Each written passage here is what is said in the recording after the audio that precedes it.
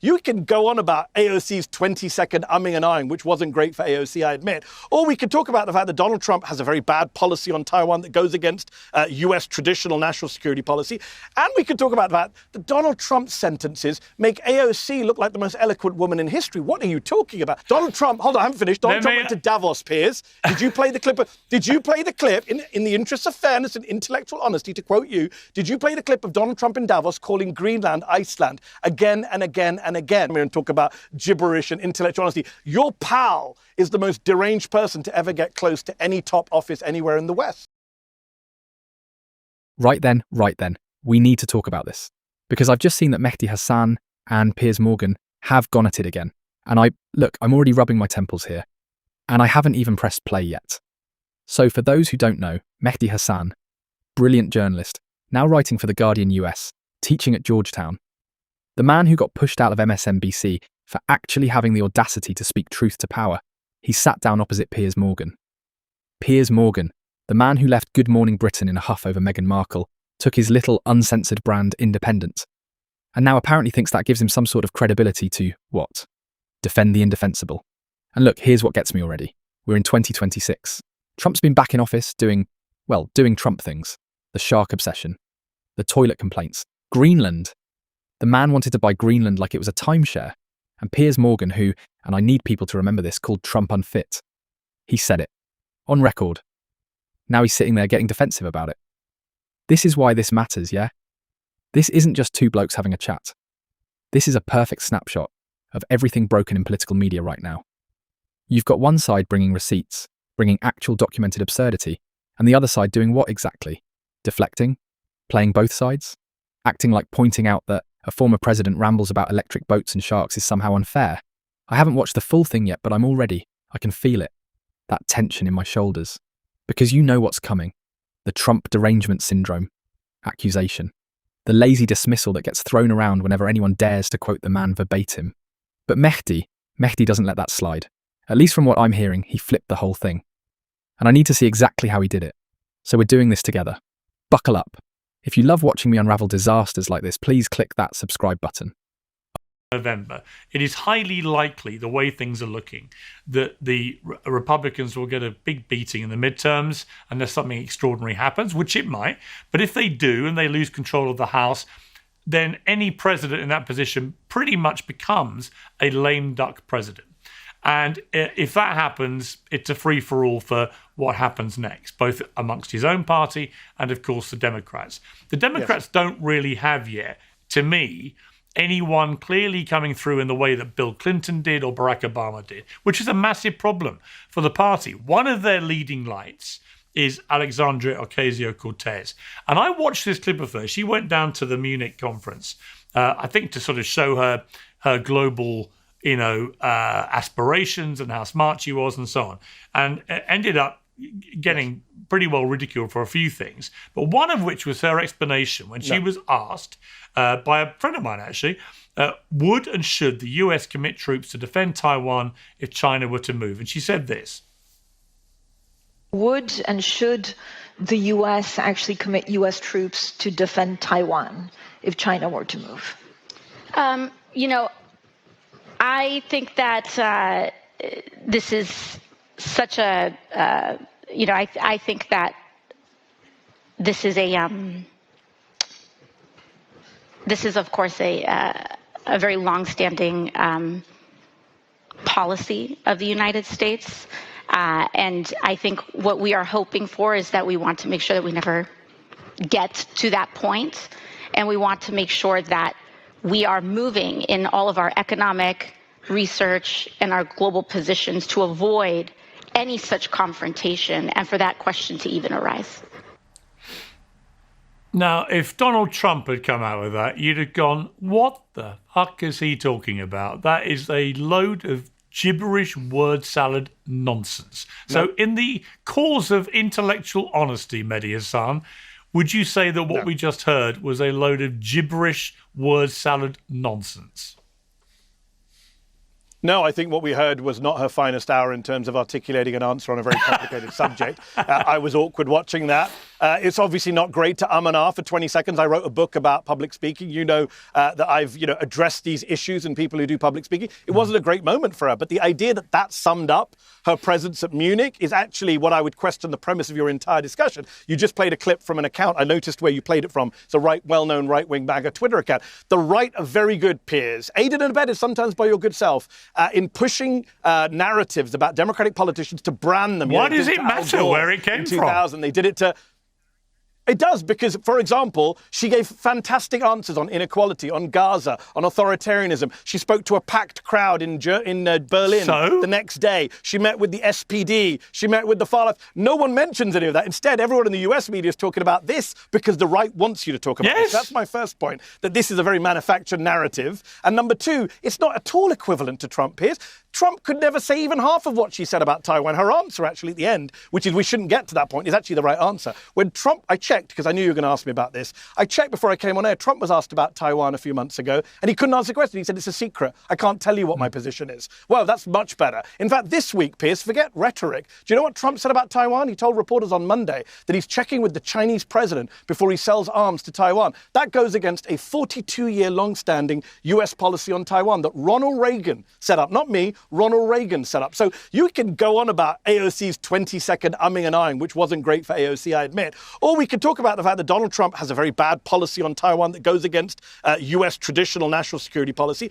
And we could talk about the fact that Donald Trump's sentences make AOC look like the most eloquent woman in history. What are you talking about? Have you heard Donald Trump rant about shark attacks, about the size of Arnold Palmer's penis, about toilet flushing? AOC's never said anything like that. Donald Trump, hold on, I haven't finished. Donald Trump went to Davos, Piers. Did you play the clip? Did you play the clip, in the interest of fairness and intellectual honesty, to quote you, did you play the clip of Donald Trump in Davos calling Greenland Iceland again and again and again? He went to Davos and embarrassed himself, calling it Iceland. And by the way, worse than calling it Iceland, he wants to invade Greenland. Oh, that was good.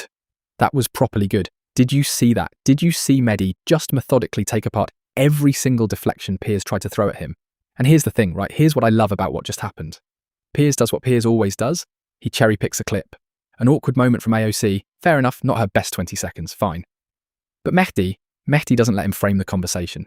He goes, hold on, mate. You want to talk about verbal gaffes? You want to talk about incoherence? Let's talk about shark attacks.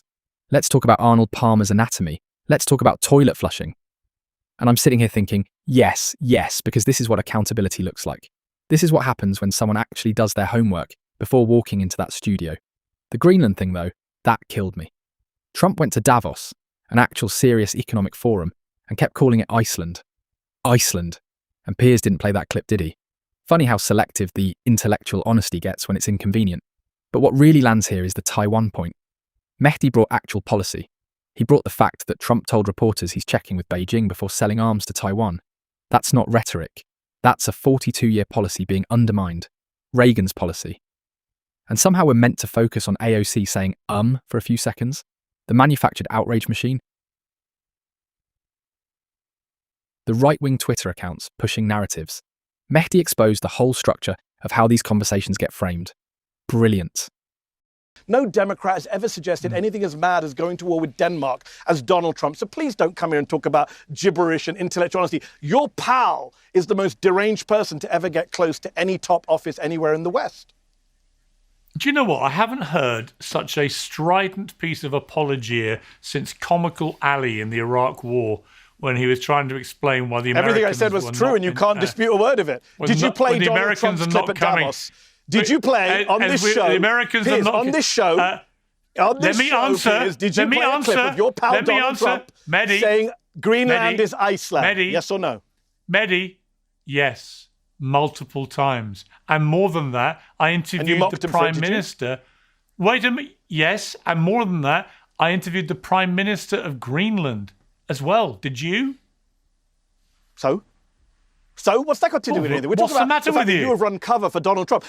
Piers, do you agree? Do you agree that Donald Trump is mad, nuts, deranged, and mentally unfit for office? Do you agree with that? Do you agree Why with that do you do this? Why don't you just? Do you agree he's mad? Why don't you just say, Mehdi? I mean, it's a simple question, Piers. People are watching. Do you agree that Donald Trump is mad, deranged, it's not your show, and unfit for office? Because those are your words, Piers. Those are your words. When I come on your show, your words. When I come on your show, you call Donald Trump deranged, mad, and nuts. I know. And occasionally I think he is those things. And as you know, I've said it when I think he is.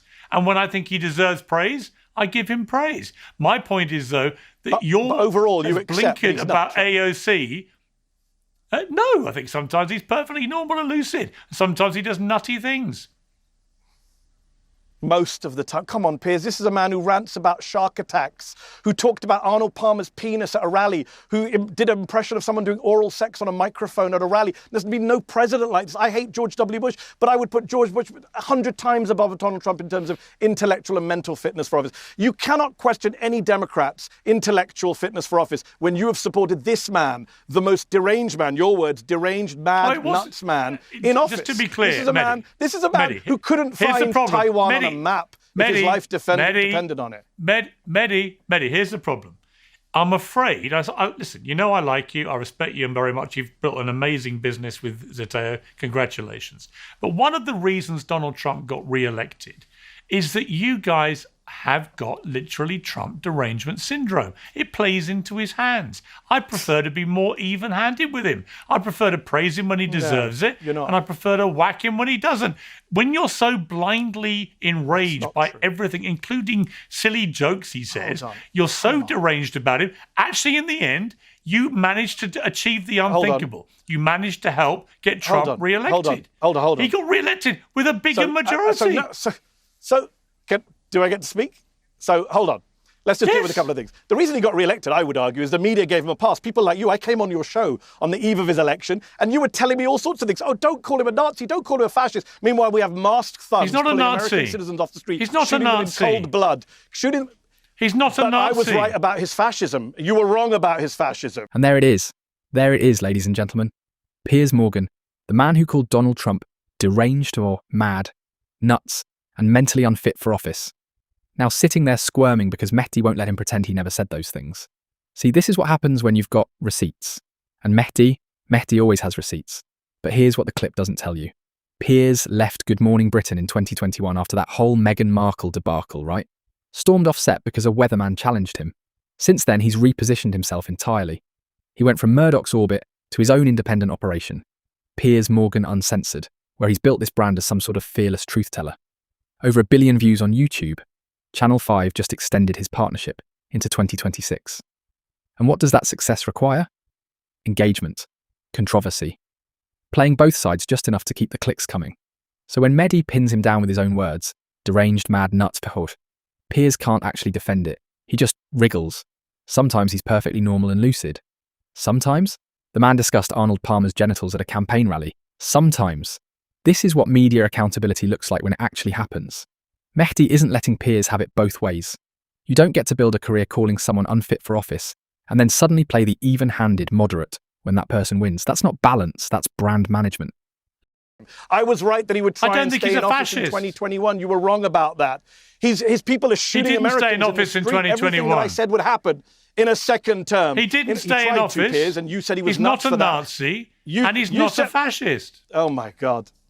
Piers, you, in January 2021, accused him of trying to stay in office. You said he sent an armed mob to the Capitol. You said he should be removed from office, never be president again. You changed your tune once he got back to the presidency. I get that. That's fine. No. I've been right about everything I've said about Trump. And as for being Trump derangement syndrome, it's the very opposite. Even I didn't think he'd be trying to start a war with Denmark. Even I didn't think he'd be shooting Americans in the street 14 months into his presidency. Even I didn't think he'd be this corrupt on this level so openly. So in fact, he's been much worse than those of us who allegedly have TDSs. You have TDS, Piers. You have Trump denial syndrome. When I say to you, is Trump racist? You say, no, he's not racist, even though he calls Somalis low IQ, Piers. Do you agree that Somali people are low IQ? Is that not the most racist thing Just to explain, Mehdi, just to Look, explain. You're dodging me. This is not your show. Do you think Somalis are low IQ, Piers? This is not your show, Mehdi. Do you think Somalis are low IQ? You don't get to interview me for half an hour. It's not your show. I think people are worried about your silence. When I come on your show, I haven't been silent about any of these things. You should watch my show more. Trump calls Somalis low IQ. Is that not a Nazi thing to say?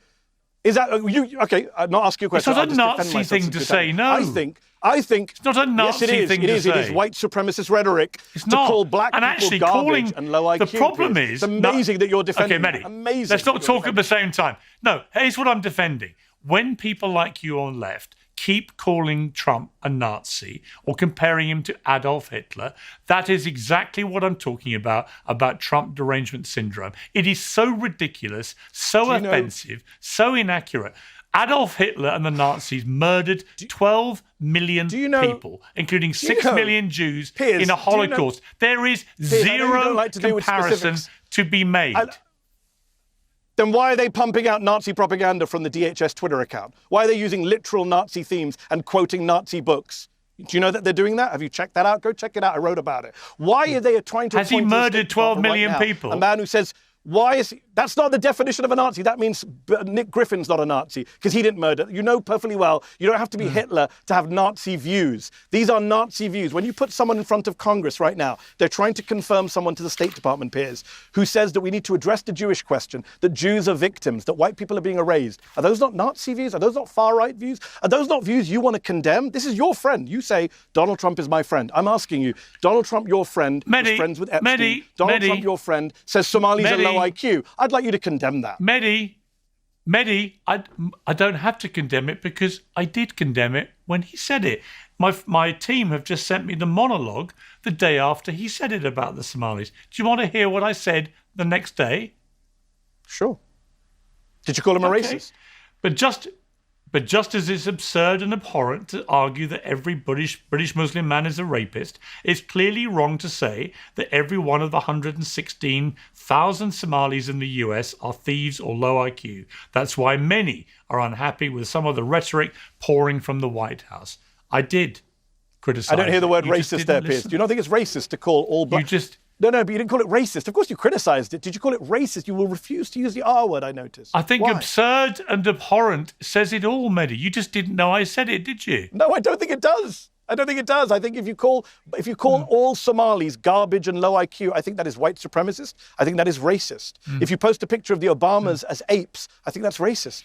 Look, I need a moment here. I genuinely need a moment. Because what we just witnessed isn't about one debate. It's about something much bigger. Piers Morgan confronted point blank with the question of whether calling Somalis low IQ is racist, and the best he can muster is absurd and abhorrent. Not racist, never racist. And that, right there, is the entire problem with mainstream media discourse on this man. You know what Mehdi Hasan has been doing since MSNBC let him go in 2024? He's been at The Guardian, he's teaching at Georgetown right now, and he's still the only person in these rooms willing to say what everyone knows but won't articulate. When you call an entire ethnic group low IQ, that's not a gaffe. That's not Trump being Trump. That's white supremacist rhetoric. Full stop. But here's what keeps me up at night. We've normalised the abnormal so completely that asking someone to use the word racist becomes the controversial position. The DHS is allegedly posting Nazi propaganda. They're reportedly trying to confirm someone to the State Department who talks about the Jewish question. And we're still debating terminology? This is what media complicity looks like. Not active endorsement, just endless equivocation. Just absurd and abhorrent, instead of calling it what it is. So here's my ask. Don't let them set the terms. When you see this happening, name it. Because democracy doesn't die in darkness, it dies in euphemism.